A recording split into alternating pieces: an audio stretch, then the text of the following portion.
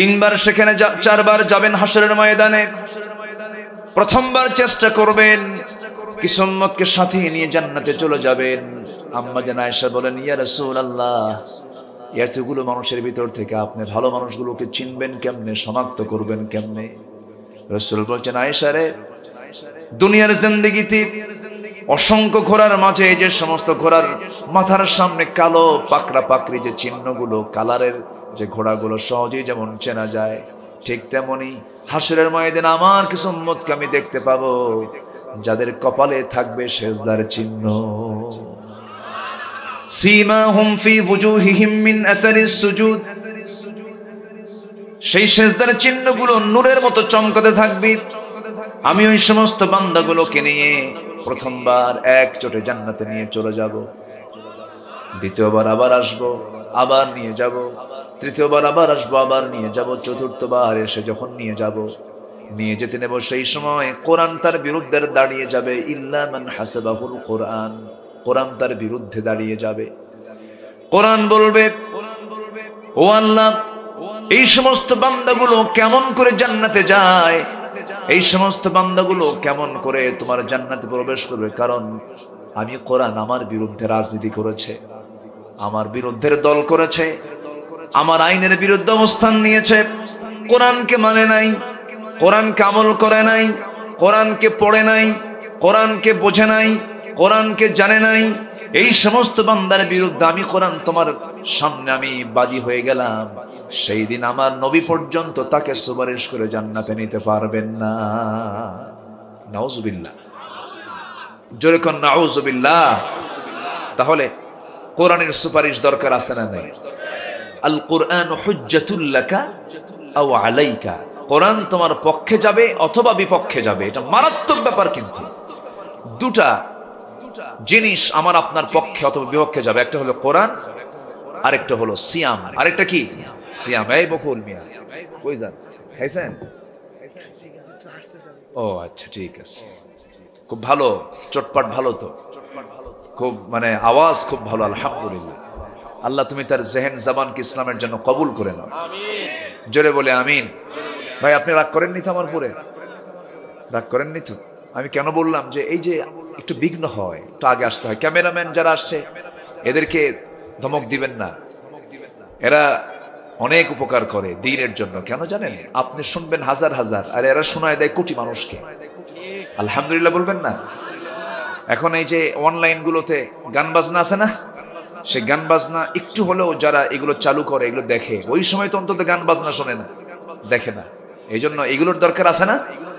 আছে তো, ঠিক আছে। হ্যাঁ, রাগ করা যাবে না। আমি একটু ধমক টমক দিছি, এটা মোহাব্বতের ধমক।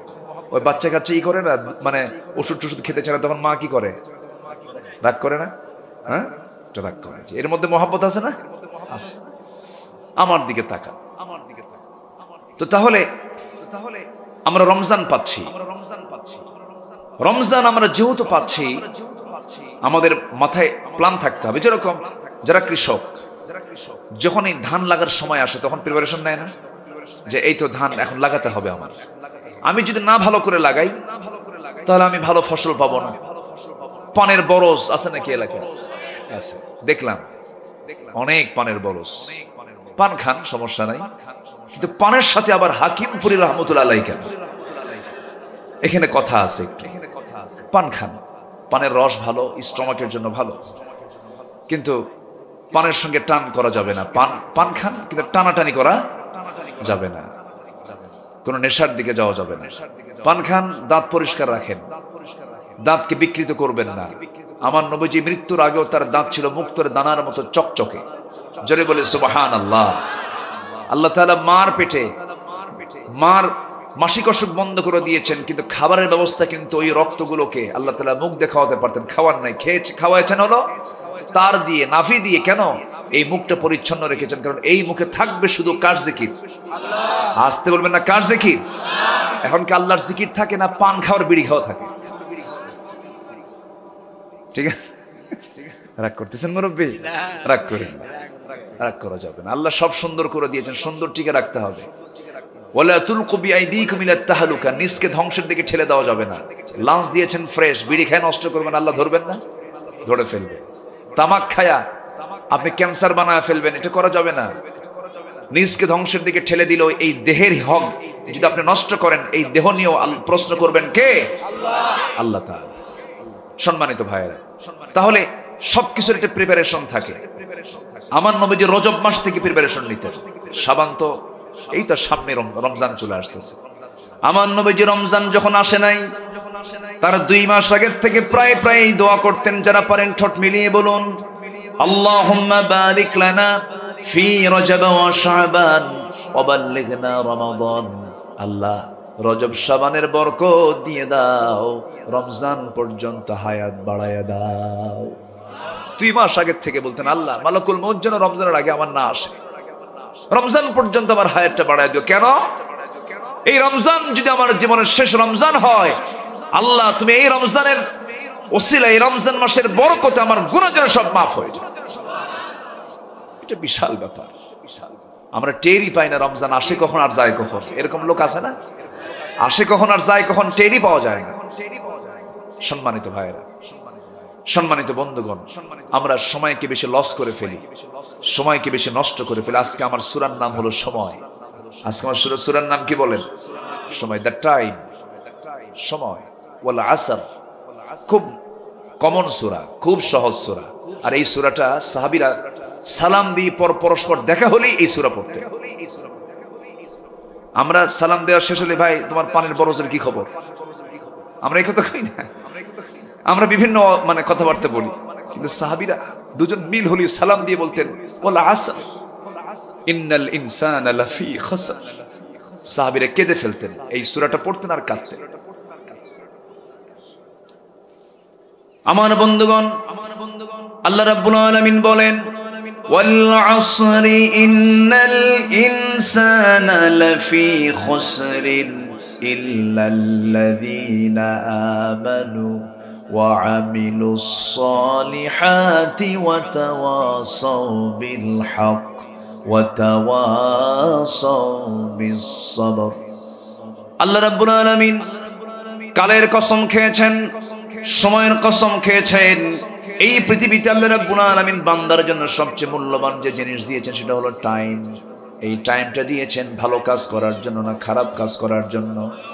ভালো কাজ করার জন্য। আল্লাহ রাব্বুল আলামিন সূরা মুলকের ভিতরে বলছেন হুয়াল্লাযী খালাকাল মাউতা ওয়াল হায়াতা লিয়াবলুয়াকুম আইয়ুকুম আহসানু আমালান ওয়া হুয়াল আজিজুল গফুর।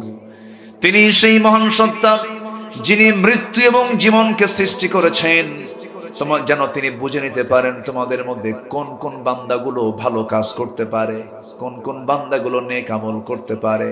তাহলে এই জীবন মৃত্যু দেওয়ার মূল লক্ষ্য হলো এই দুনিয়াতে আমরা খারাপ কাজের জন্য আসছি না ভালো কাজের জন্য আসছি। কিন্তু দুঃখজনক হলো সত্য, শুধু ঝিনাইদহ না, শৈলকুপা নয়, হরিণাকুণ্ড নয়, মহেশপুর নয়, আমার বন্ধুগণ শুধু কুষ্টিয়া নয়, শেখপাড়া নয়, শুধু মাগুরা নয়, শুধু যশোর খুলনা নয়, গোটা দেশের দিকে যদি আমরা তাকাই, বিশ্ব নয় আমি একটু পরেই বলছি, আমার দেশকে নিয়ে একটু ভাবি, এই দেশের সব জায়গায় আপনি যদি জরিপ করতে যান, ভালো কাজের পরিমাণ বেশি না মন্দ কাজের পরিমাণ বেশি? বলেন বলেন, ভালো কাজ না খারাপ কাজের পরিমাণ বেশি? কিন্তু মুসলমানরা কি খারাপ কাজ বেশি করবে না ভালো কাজ বেশি করবে? কিছু পাপ কাজ হবেই তো, পাপ যে হবে না তা না। ফেরেশতার পাপ নাই, বান্দার পাপ আছে। ফেরেশতার কি পাপ আছে? পাপ হবে কেমন? তার পাপের তো যোগ্যতাই নাই, বিয়ে শাদী নাই, বউ নাই, বাচ্চা নাই, সম্পদ দরকার নাই, কিছু দরকার নাই।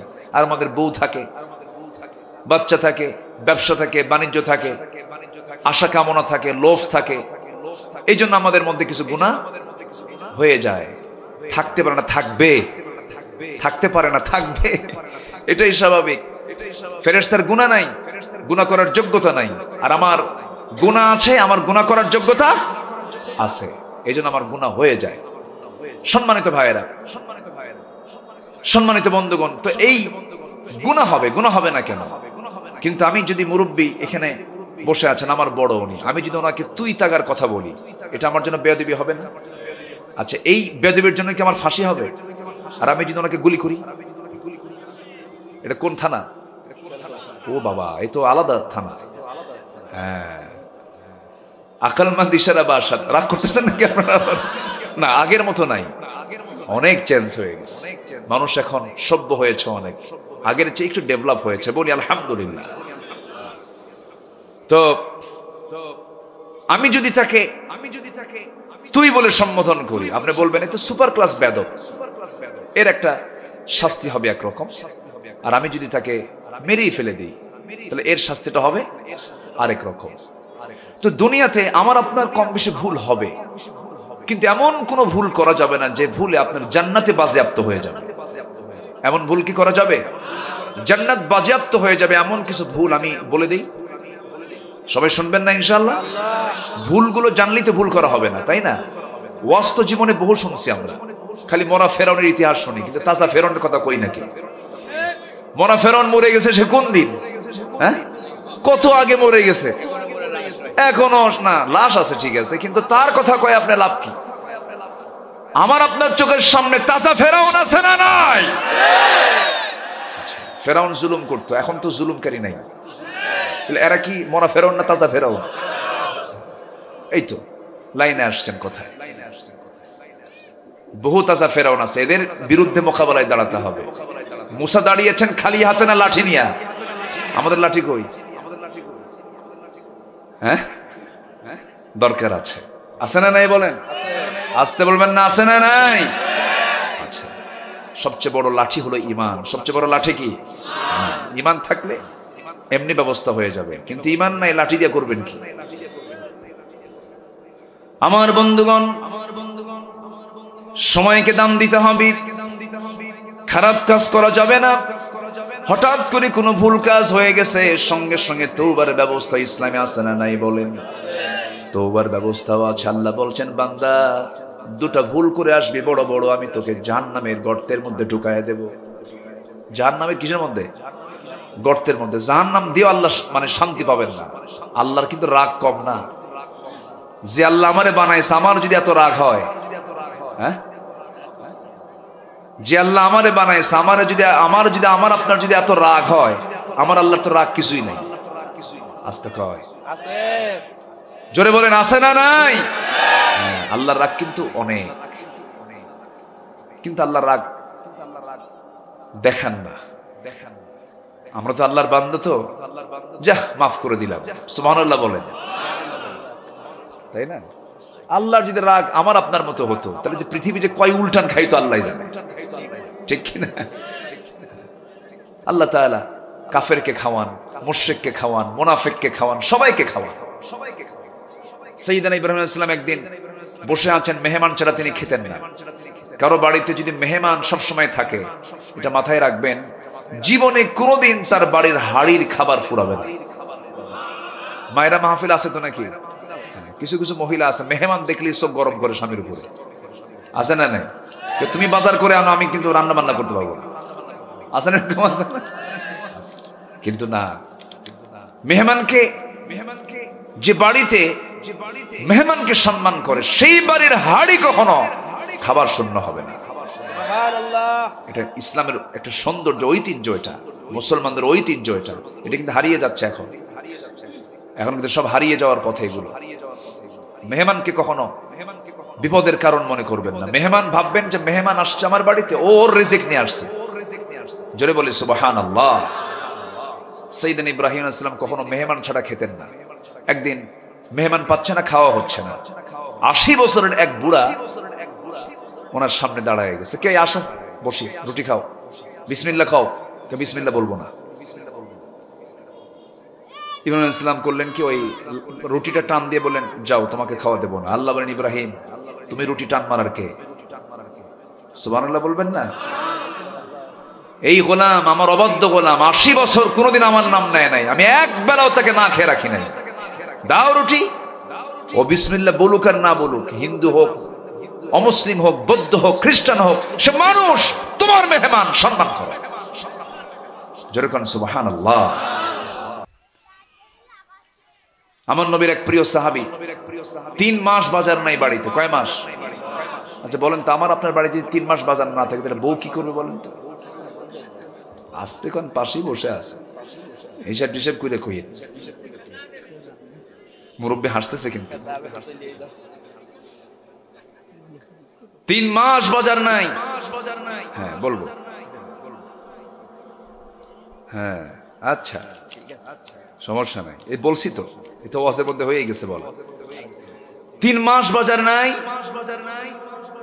তার স্ত্রী বলছে আমার স্বামী 3 মাস যাবত ভালো মন্দ কিছু খেতে পারি না, বাচ্চা কাচ্চা না খাওয়া, তো আপনার পকেট থেকে কিছু পয়সা আমি জমা করছিলাম। পয়সা থাকে না সারাদিন খরচ টরচ কইরা পয়সা জমা থাকে, ওই পয়সাগুলো কিন্তু বাড়ির বউ ছেলে মেয়ে এরা কিন্তু নেয়, কিন্তু নেয় না, আপনার পরিবারে নেয় কিনা আমার পকেট হাতায় মাঝে মাঝে নেয় তো নাকি? এক মহিলা রাসূলকে প্রশ্ন, আচ্ছা স্বামীর পকেট যদি কোনো বউ পকেট থেকে না বলে নেয় এটা জায়েজ আছে কি? ভালো করে চিন্তা করে কোন, কারণ কালকে থেকে কিন্তু চুরি শুরু হয়ে যাবে আবার। হ্যাঁ এরকম কথাও কিন্তু আসছে, স্বামীর সম্পদ সামান্য হলেও তাকে না বলে অন্য কোথাও দেওয়া যাবে না, আছে না নাই বলেন? আচ্ছা এটাও কিন্তু আসছে, ভালো করে চিন্তা করে বলেন। তাহলে স্বামীর পকেট থেকে স্ত্রী যদি না বলে নেয় কি জায়েজ আছে? আবার কয় আছে, যারা আছে তারা বিয়ে করে না, ওই জায়গায় এমনি করে। এখন কার থেকে যা আছে শিখছে আল্লাহ জানে। হ্যাঁ এক কৃপণ স্বামী সাহাবী, হাদিস কিন্তু আমি কিন্তু বানায় বলছি না, এক সহিহ হাদিস। এক কৃপণ স্বামী, তার স্ত্রী আসছে নবীর কাছে, হুজুর আমার স্বামী এমন কৃপণ বাজারও করে না, খুব কৃপণ, কি করা যায়? তো এখন আমার বাচ্চা কাচ্চা আছে, আমি কি না বলে আমার স্বামীর পকেট থেকে কিছু নিতে পারবো? খুব কৃপণ। হ্যাঁ আচ্ছা তোমার প্রয়োজনীয় চাহিদা পূরণ করার জন্য না বলে নিও, খুদি গ্রহণ করো, মা ইয়াকফিক, যা তোমার জন্য দরকার এমন কিছু তুমি ওটা না বলে নিয়ে নিও। কেউ তো আলহামদুলিল্লাহ কইলেন না, কিন্তু আলহামদুলিল্লাহ তো কইলাম, কিন্তু পকেটে তো টাকা থাকবে না।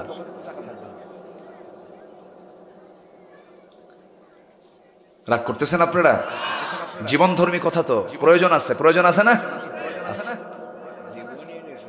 জীবনেরই তো এইসব। আমার নবীজি ওই প্রিয় সাহাবী 3 মাস বাজার নাই, বউটা বললেন এই যে আমি আপনাকে দিলাম পয়সাগুলো আপনি বাজার করে নিয়ে আসেন। বাজারে গেছেন ব্যবসা কি বলে বাজার করার জন্য, আজান হয়ে গেছে মসজিদ, এখন বলে না আজান আগে না বাজার আগে? আগে আজান নামাজ না আগে বাজার? আগে আজান নামাজ। আজান হয়ে গেছে, কোনো কথা নাই, আজান শুনলেন, বাজারের ব্যাগ তিনি গুটায় নিলেন, মসজিদে চলে গেলেন। ওই হাসরের ময়দানে আল্লাহ রাব্বুল আলামিন জান্নাত দিবেন অগ্রগামী যারা আজান শোনার সঙ্গে সঙ্গে সব কাজ ফেলে যারা সবার আগে মসজিদে চলে যাবে, আল্লাহ তাদেরকে আগেই জান্নাত দিয়ে দিবেন। এই দুনিয়াতে আল্লাহর কাজ আমরা যারা আগে করব তারা সেদিন সিরিয়াল আগেই থাকবে, তারা ওই সাহাবী করলেন কি, বাজারের ব্যাগটা বন্ধ করলেন, গুটায় নিলেন, মসজিদে ঢুকে পড়লেন, নামাজ পড়লেন। আমার নবীজি বয়ান শুরু করলেন, বয়ান শুনতে শুনতে আসর হলো, নামাজ পড়লেন, আবার বয়ান শুরু হলো, মাগরিব হয়ে গেল, বাজার আর হলো না। এশার নামাজ শেষ করার পরে ওই সাহাবী বাড়ির দিকে ফিরতেছেন, এমন সময় রাসূল সবাইকে মেহমান ভাগ করে দিচ্ছেন, তুমি 3 জন নিয়ে যাও, তুমি 5 জন নিয়ে যাও, তুমি 6 জন নিয়ে যাও। এবার বলছেন তালহা তুমি তো একাই আসো দেখতেছি, তুমি গরিব মানুষ, এই একটা মেহমান আমি পাইছি, এই মেহমানকে কাকে দেব, তুমি নিয়ে চলে যাও, বাজার নাই 3 মাস, বাজার নাই 3 মাস। মেহমান সাথে নিয়ে চলে আসলেন, কিচ্ছু বললেন না, নবীর কথাকে বরকত মনে করলেন, বাড়িতে চলে আসলেন, বউটাকে ডাক দিয়ে সালাম দিয়ে ঢুকলেন। বাড়িতে যে বান্দা, বাড়িতে যে পুরুষ মানুষগুলো সালাম দিয়ে ঢুকবে সেই বাড়িতে কখনো শয়তান ঢুকতে পারে না। আমরা সালাম দিয়ে ঢুকবো, জোরে বলি ইনশাআল্লাহ, আরো জোরে বলি ইনশাআল্লাহ। সালাম দিয়ে ঢুকবো না সালাম নেব? ভালো করে কন, বউকে কি সালাম দেওয়া জায়েজ? আস্তে আস্তে কয়, বউকে কি সালাম দেওয়া জায়েজ? না মনে মনে ভাবতেছেন আমি দেবো সালাম, এরকম চিন্তা করতেছেন নাকি? আবার দেখি লজ্জার বিষয়। সালাম দিয়ে ঢুকলে পরে বরকত বেড়ে যায়। সালাম যখন দিয়েছেন তুসাল্লিমু আলা আহলিহা, সালাম দিয়ে বলতেছেন, এই যে ব্যাগ, বাজার করে না, এই যে পয়সা তোমার, বাজার হওয়ার সময়, বাজার করার সময় হয় নাই, আমি একজনের সাথে মেহমানকে নিয়ে চলে আসছি। এবার বউ এই কথা শোনার সঙ্গে সঙ্গেই মনে মনে ভাবছেন, এই তো আমার বাড়িতে বরকত আসতেছে, আলহামদুলিল্লাহ। দেখছেন কি চিন্তা তাদের, সংসার সুখের হয়। ও এই কথা এলাকায় আছে? আচ্ছা, আমার বন্ধুগণ ভিতরে ঢুকলেন। এবার স্বামী উল্টা বলতেছেন, বউ আমার, তুমি তো আলহামদুলিল্লাহ কইলা ভালো কথা, কিন্তু খাওয়াবো কি কর? বাজার টাজারে কিছুই নাই, খাওয়ার তো কিছুই নাই, কি করা যায়? বউ মুস্কি হাসি মেরে বলছে, স্বামী আমার, কোন স্ত্রী যদি তার স্বামীর সামনে যদি একটা মুস্কি হাসি মারে, নফল নামাজের সব আল্লাহ পাক তার আমলনামায় দিয়ে দেন। কার সামনে? বয়ফ্রেন্ডের সামনে দিলে পরে? এই যুবকরা কথা কও, সওয়াব না গুনাহ? গুনাহ। আমার বন্ধুগণ, ওই মহিলা সাহাবী বলছেন, আমার স্বামী, আপনি কোনো চিন্তা করবেন না, কোনো টেনশন নাই। ওই যে দেখা যাচ্ছে উঁচু জায়গায়, ওই জায়গায় আপনি এক বস্তা তুষ রেখে দিয়েছেন, তুষটা আমাকে নিচে নামায় দেন। তুষের বস্তা যখন সাহাবী তালহা যখন নিচে নামায় দিলেন, সেই তুষের বস্তা হাতের মধ্যে নিয়ে তিনি খুললেন, চালনা নিলেন হাতে, চালনা দিয়ে চালতে চালতে এক বস্তা তুষ, চালতে চালতে মোটে কিছু জবের খুদ বের হলো। সেই জবের খুদ বের করে আবার পিষদানিতে পিষে পিষে পিষে পিষে আটা করলেন, পানি গোলায় খামির করলেন। মোটে 2টা রুটি হয়ে গেল, জবের রুটি। রুটি প্রস্তুত করে স্বামীকে বলছেন, স্বামী আমার, আমিও না খাওয়া, আমার পরিবার না খাওয়া, আপনিও না খাওয়া, মোটে আমাদের বাড়িতে 2টা রুটি, মেহমান কি দিতে হবে, আমরা কেউ খাবো না, দিয়ে আসেন ঘরে। মেহমানের ঘরে দিয়ে আসা হলো এবং বলা হলো স্বামীকে, দেরি করলে পরে আপনার হাতে, আপনার ভাগে একটা রুটি পড়ে যাবে, সে আপনাকে বাধ্য করবে খেতে, আপনি দেরি করবেন না, রুটি দিয়ে চট করে চলে আসবেন, আমরা লাইট বন্ধ করে বুঝাবো আমরা খাওয়া দাওয়া সম্পূর্ণ করেছি। মেহমানকে যৎকিঞ্চিৎ খাবার খাওয়ানোর চেষ্টা করলেন। ফজরের সময় ওই মেহমানকে সঙ্গে করে নিয়ে মসজিদে চলে গেলেন। নামাজ শেষ হয়ে গেছে, সব সাহাবী সহসা বাড়িতে পৌঁছে গেছে। নবীজি পিছন থেকে ডাক দিচ্ছেন, তালহা রে, এই দিকে আয়। সাহাবী থরথর করে কাঁপতে কাঁপতে বলছে, ইয়া রাসূলুল্লাহ, বড় বেয়াদবি করেছি গত রাত্রিতে, মেহমানকে আপ্যায়ন করতে পারি নাই, মেহমানকে সম্মান করতে পারি নাই। হুজুর, আমার যদি কোনো বেয়াদবি হয়ে যায় আপনি আমারে মাফ করে দিয়েন। রাসূল বলছেন, তালহা, উল্টা কথা কেন বলো? গত রাত্রিতে তোমরা স্বামী স্ত্রী যে মেহমানের খেদমত করেছো, আর শাজিম সব খুশি হয়ে গেছে। জোরে বলি সুবহানাল্লাহ। আমার মা বোন মাহফিল আসছেন, পরিবারটা জান্নাতের টুকরা বানাবেন, নামাজ দিয়ে ভরায় ফেলবেন, কোরআন তেলাওয়াত দিয়ে ভরায় ফেলবেন। দিন শুরু হবে জিকির ফিকির দিয়া, ফজর আজানটা শুনবেন, সবাইকে ডেকে ডেকে দিবেন। সেই সন্তানগুলো, সেই মা, সেই বাবা, সেই বাবাটা কাপুরুষ, সেই বাবাটা অযোগ্য বাবা, সেই মাটা অযোগ্য মা, যে বাপ মা সন্তানকে ফজরের সময় ঘুম থেকে জেগে তুলে দিতে পারে না, ঠিক কিনা? কিন্তু স্কুলে যায় না, শাসন করে, আছে না? স্কুলে যায় না, শাসন করে, কাজকর্মে যায় না, শাসন করে, কিন্তু নামাজের জন্য বলেন। অথচ রাসূল বললেন, সন্তানের বয়স যখন 7 বছর হবে তখন তাকে বলো, বাবা নামাজ পড়ো, বাবা নামাজ পড়ো। 7 বছরে বলবে, বাবা নামাজ পড়ো। 10 বছরে কে বাপ বলবে না, পড় নামাজ পড়? 10 বছরে কি বলবে? পড়ো না পড়? পরের সাথে কি আছে? সাথে কি? বিল আসা। রাসূল বলেছেন, প্রয়োজনে লাঠি, হুমকি ধামকি দিয়ে নামাজে পাঠায় দাও, ঠিক কিনা? এই শাসন কি আমাদের পরিবারে আছে? যে বাপ মা সন্তানকে নামাজের জন্য ঘুম থেকে জেগে দিতে পারে না, ওটা অযোগ্য বাপ, অযোগ্য মা। খালি সন্তানকে দোষ দিলে হবে না, বাপ মার দোষ আছে না নাই? আবার বাপেরা রাগ করতেছেন নাকি? আপনি এত বাপের উপর খেপলেন কেন? বড় আফসোস, আমরা পরিবারকে নামাজের পরিবার বানাতে পারি না। আমার বন্ধুগণ, একটু মনে রাখবেন, মাথায় রাখবেন, আল্লাহ তাআলা সময়ের কসম খাচ্ছেন কেন? সময় নষ্ট করা যাবে না, সময় লস করা যাবে না। সময় চলে যাচ্ছে, এই সময়টার ফিরে পাবো না। আল্লাহ তাআলা এই সময়ের কসম খেয়ে বলছেন, শোনো ও দুনিয়াবাসী, তোমরা জেনে রাখো, ইন্নাল ইনসানা লাফি খুসর, মানুষ ক্ষতির মধ্যে নিমজ্জিত আছে। নিঃসন্দেহে মানুষ ক্ষতির মধ্যে নিমজ্জিত, কিন্তু মানুষ ছাড়া পৃথিবীতে যত প্রাণী আছে সমস্ত প্রাণী জিকির করে কার? আসতে বলবেন না কার? এই ছোট্ট ছোট্ট পাখি, তার মুখে কার জিকির? রাস্তায় ওই যে আমাদের চোখে পড়ে না পিঁপড়াগুলো গর্ত থেকে বের হয়, খাবারগুলো সংগ্রহ করতে করতে জিকির করে কার? আল্লাহর জিকির করে। হাজারো সাইক্লোন হোক, ঝড় হোক, হাজারো বন্যা হয়ে যাক, কিন্তু পিঁপড়া কিন্তু কখনো ডুবে যায় না। পিঁপড়া কিন্তু জীবিত থাকে, মানুষ ডুবে শেষ হয়ে যায়। ওই পিঁপড়াকে সুন্দর করে বেঁচে থাকার সমস্ত জ্ঞান দিয়েছেন তিনি কে? তাই না?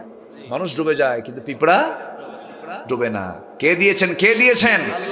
আল্লাহ তাআলা দিয়েছেন। পিঁপড়ার নাকের ঘ্রাণ বেশি না আমার আপনার নাকের ঘ্রাণ বেশি? আপনার বাড়িতে মিষ্টি আছে, আপনি জানেন না। আপনি জানেন সব? কোন একটা মেহমান বেড়াতে এসে জামতলার সাদেক আলী মিষ্টি দিয়ে গেছে। এইদিকে খবর আছে কিনা এই মিষ্টির দোকান?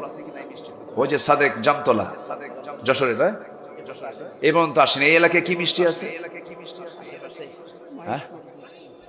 খালিশপুরের চমচম।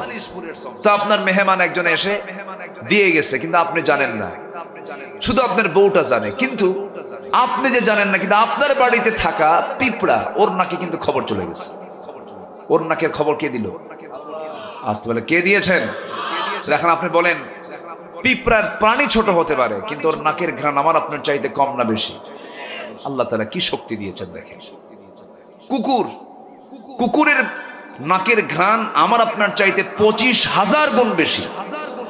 কত হাজার গুণ? 25,000 গুণ বেশি। কোথায় ইয়াবা ট্যাবলেট, আর কোথায় ফেনসিডিলের বোতল আছে? মানুষ খুঁজে পায় না। পুলিশ করে কি কুত্তারের সাথে নাই, চল খুঁজে বের কর।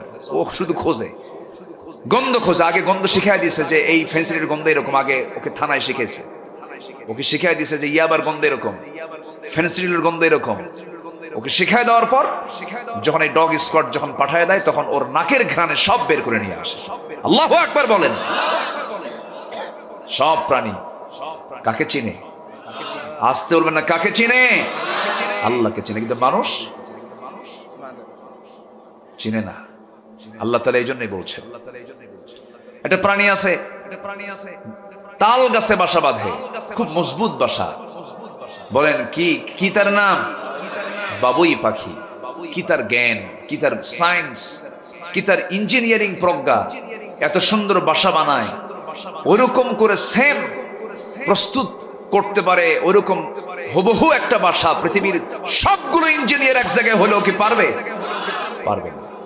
তাহলে বাবুই পাখি কতই বা বড় প্রাণী আকারে, ওর মাথাই বা কত বড়, আর ওর মাথার ভিতরেই বা মগজটাও কত বড়।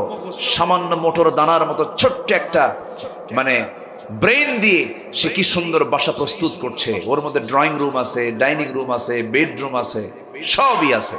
আল্লাহু আকবার বলবেন না?